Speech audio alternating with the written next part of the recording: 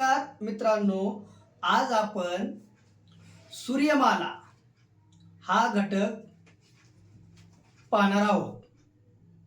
यामध्ये सूर्य हा एक तारा आहे आणि सूर्याभोवती जवळजवळ 9 ग्रह जे ग्रह आहेत ते फिरत असतात.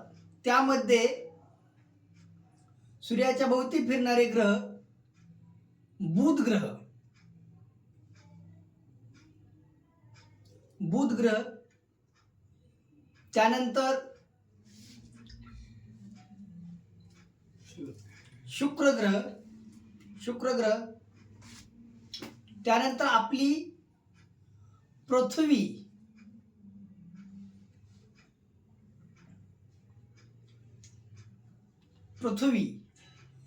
त्यानंतर मंगळ ग्रह येतो.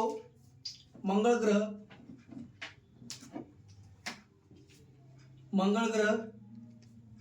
त्यानंतर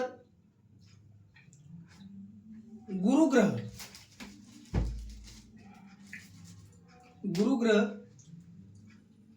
त्यानंतर शनी ग्रहाला एक असा मोठा ग्रह आहे आणि त्याला एक कडी आहे,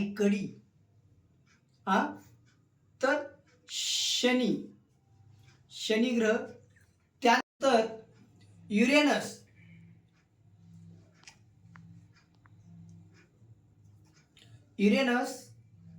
त्यानंतर शेवटचा जो ग्रह आहे त्याचं नाव आहे नेपच्यून.